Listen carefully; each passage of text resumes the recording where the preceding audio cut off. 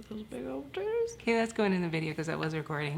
Hey everybody, and welcome back to my channel. Today, I have a very special guest with me. Her name is Morgan. Hey! Hi! Why don't you introduce yourself? My name is Morgan Wilson, full-time self-employed professional artist. I'm also a mother and a recent denizen of Orlando. Welcome to Orlando. Thank you. You're very welcome. Morgan is a cisgender friend of mine, and that means something in this particular context. What we're going to talk about today is all those things we transgender women need to know about men. I'd like to think that I've been a woman my entire life. The truth of the matter is, the world has only seen me as a woman for like the last 7 to 8 years. And while I've gotten the, I guess, adult crash course in men, which is kind of very, very difficult when you're 40, you had it at 12, 13, and before those ages even. So she has dealt with men for her entire life. I have always been treated as a little girl, a teenage girl, and I'm still kind of treated like a girl, even though I am a woman now. At this point in my life, any woman's life, we're so accustomed to navigating the world as women.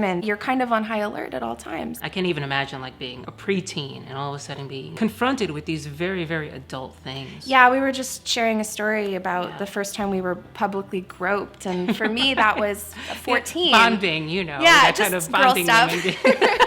For me, the first time you were groped? I Oh, do. Yeah. It was like yesterday. I had a stepfather and 3 stepbrothers. Wow. Okay. Which was an interesting mix to be thrown into as a teenage girl. My stepfather would turn to his sons when I'd be leaving the house to go out with my friends and ask them their opinion about my outfit. And if they saw me in public, would they think that I was a slut? And just really tear me down. And then simultaneously tried to get me to walk around the house wearing my mother's high heels with a book on my head so I could learn how to be a proper little woman. Very, very conflicting messages. Yeah, from male role models in my life. And well. female, yeah. Women do also perpetuate a lot of toxic masculinity because we're all victims of it. My stepfather was a bodybuilder. The joke at the time is that he looked like Billy Blanks, the Tybo guy. Yeah, I remember Billy So he Blanks. was this big, muscular, bald black guy with a goatee. Oh. He very much pressured my mother to be hyper feminine. So he actually paid for her to get a boob job twice, insisted that she dye her hair red and perm it, and he would order clothes from like Fredericks of Hollywood for her to wear. 6-inch heels, very, very tight spandex. Interestingly, he had his own little stash of high heels and pantyhose that obviously did not belong to my mother. I always wondered if those toxic attitudes towards women was repressed. I feel like it was, and a lot of it transferred onto his sons and the way that they treated women and the way they treated me. I was suddenly confronted basically how I was perceived by men. And we were leading to that story you told me earlier. My first experience getting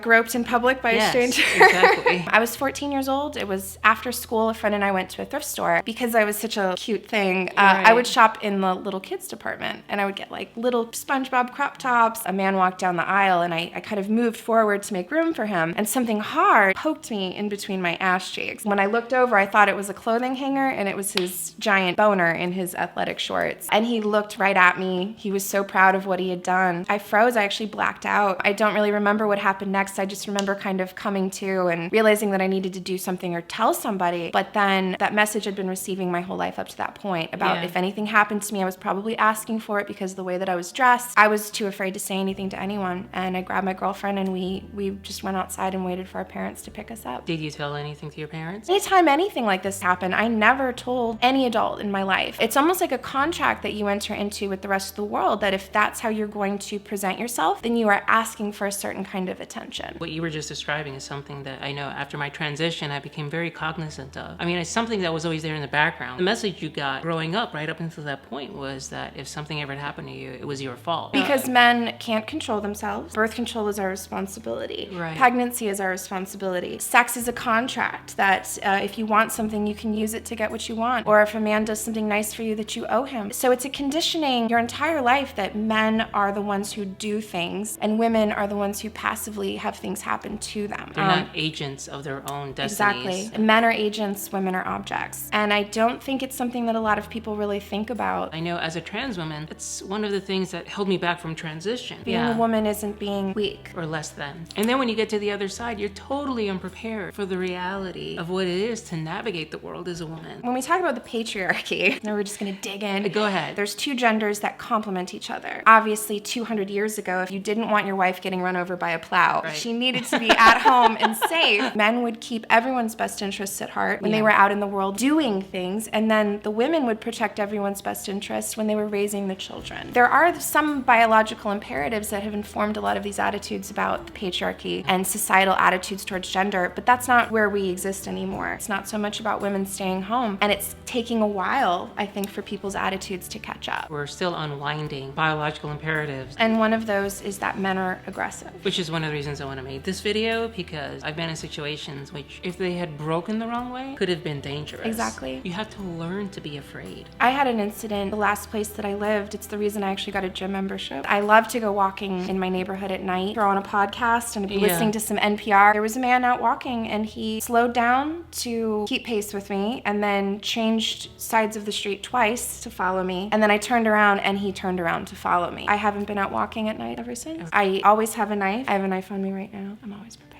Okay, I will make sure to stay in my lane.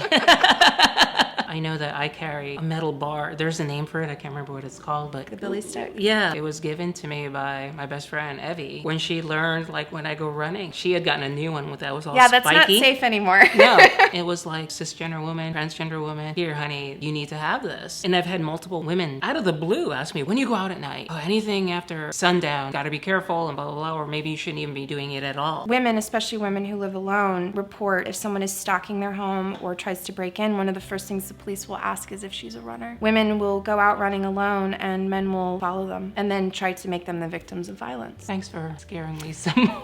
No problem, girl. That's what I'm here for. They're not things you would even report as like a Me Too moment. It's microaggression. The other day I was in the car with my daughter, and she was gesturing to something outside of the window across the street, and she was kind of laughing and pointing, but in the car next to us was a man driving a truck. I immediately had to tell her that she needed to stop, because if that man thought gesturing at him and laughing at him, we didn't know what he was capable of. As much as I hate to do it, I have to. I have a responsibility to keep her informed about how dangerous the world can be. I told you a story earlier how I went to Roxy once, which is a club here in town. I was waiting for a friend of mine who was dancing there, who had asked me to come because she was nervous about dancing in a straight club. Right. Yeah. Meanwhile, I was the one who was totally really unprepared for what was gonna happen. A guy came up to me really close. He just came up like right up this, and he put his arm around me. I turned around and we're like this far, and he's talking to me about, hey baby. It didn't even occur to me that I would even register on a man's radar. You don't really get to see how the world sees you after you transition. To suddenly have all these reactions to you be different is shocking, and to have this guy suddenly treat me this way, I just did not know what to do. I just started giggling because it was the only thing I could, like a maybe a 12-year-old girl would do. In my head, I was thinking to myself, how do I put him off and not have him get angry? Do I tell him I'm a lesbian? Will that make any difference at all? And of course, underneath that, the extra layer we have as transgender women is, what if he finds out I'm transgender? That might lead to a violent reaction. And what happened, the way it got resolved was my friend, I think she saw me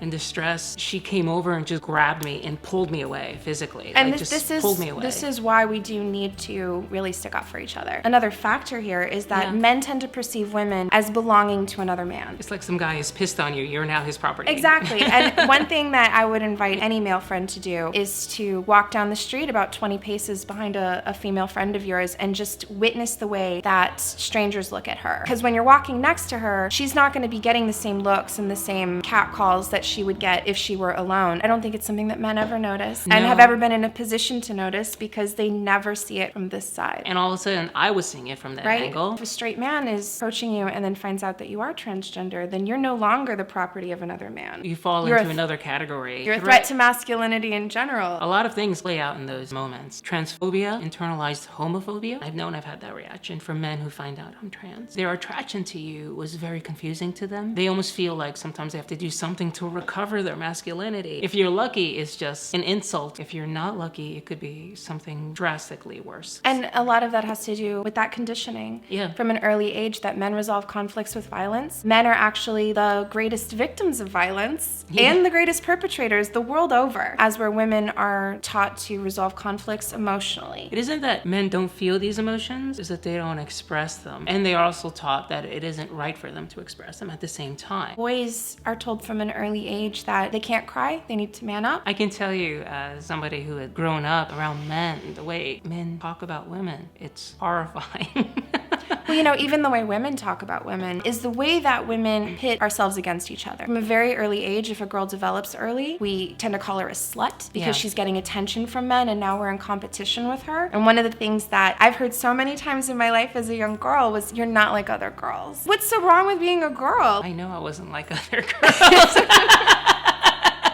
It's very, very hard to deal with that because it is so subconscious among women for us to judge each other based on our appearance. Especially with later transitioners, I think we feel that very intensely, that judgment. I mean, I think one of the reasons why trans women are looked at the way they are, which in society, let's face it, is very negatively, is because we have a very, very hard time reaching the same standards of acceptability in terms of beauty or whatever. And the thing about men is that it isn't always even straight men that enforce these things. I've had these things happen to me from gay men. I avoid straight spaces like the plate.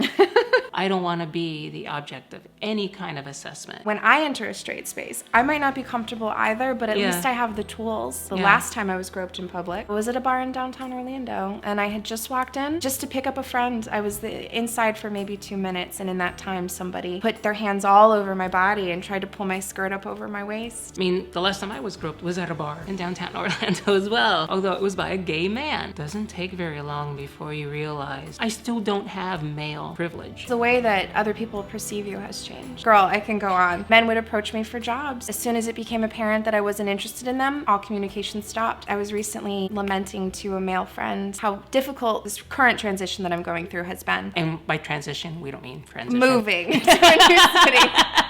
I'm running out of money and I'm not producing as much artwork as I should be. And I was told that I should join sugardaddy.com. You see, I didn't even know there was a sugardaddy.com. Neither did Why didn't I not know there was a sugardaddy.com? Is there a sugarmama.com? I have been told many times over, if I achieve some form of success, it's because I fucked somebody to get there, or because they wanted to fuck me. I thought, why am I putting all of this work, working that much harder to showcase my artwork when people are still going to judge me that way? It can be a very, very difficult thing for a guy to understand. Incredible misogyny, incredible sexism, all these things that take away our rights. Men tend to see women sometimes as meat. Coming back from college, and you gotta picture me, okay? I'm like a 22-year-old person, right? Looking like a guy. But I was in a car with like 3 or 4 different guys. This one guy, he was kind of known to be like really smooth with the ladies. He's talking about like these girls he's fucked and like all this sex he's had. And then he talked about having sex with a black girl. And I'm uncomfortable with this conversation already. And I'm like that matters. And then he stops me. And this was his line that I'll always remember to this day, because he thought he was being magnanimous about women. And he says something like, yeah, I know, a hole is just a hole, but blah, blah, blah. like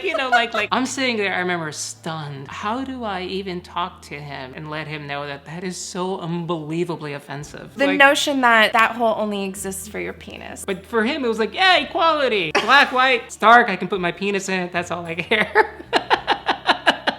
Sometimes when a man is trying to get my attention, he'll start talking a lot about his sexual prowess, all the crazy shit he's done. And I don't know if the intention is to make me feel so insecure that I have to prove something or compete with those women. It feels like I'm being asked to perform. Men especially, they're weirdly proud, but then also ashamed of their penises. They'll never hesitate to send you a dick pic just because they can. Basically what a dick pic is exactly what that guy did to you in real life. It's a form of control and power. I almost never get dick pics.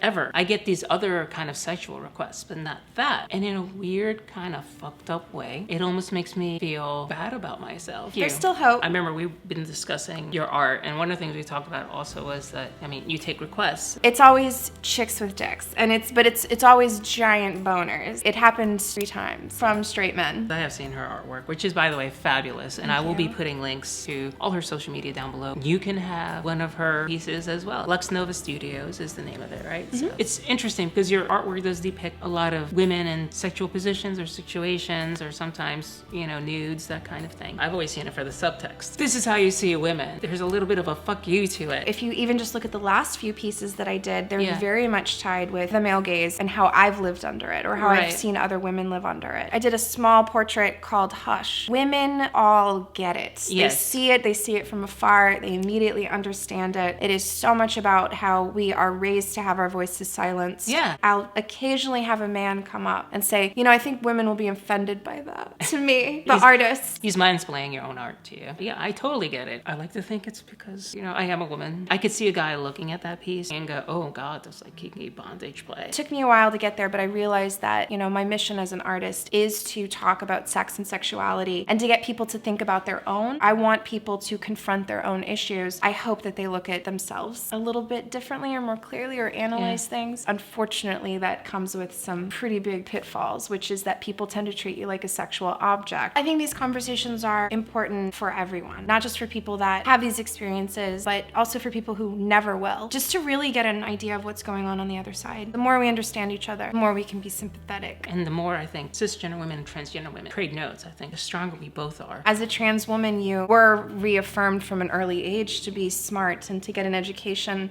and to take your goals as far as you could in a way that cisgender women are not. A lot of times we're criticized for our socialization, but really, isn't that what we want? I think sometimes the friction we have with cisgender women is because of that. Yeah, that's a very good point. That's deep. We have to support each other. We have to stand up for each other. Thank you, Morgan, so much for being on my channel. Thank you for having me. Yeah, I think it was a lot of fun. This was great. Like I said, we'll put all her socials down below. Of course, please follow my socials. I will put all those links down below as well. And my Patreon. It allows me to bring content like this to you, especially in times like this when I don't have a full-time job because I'm trying to do my own thing. Scary. It is. Yes, she would know. I want to be you. Not exactly you, but you know what I mean. On that note, like, share, and subscribe, and see you around the interwebs.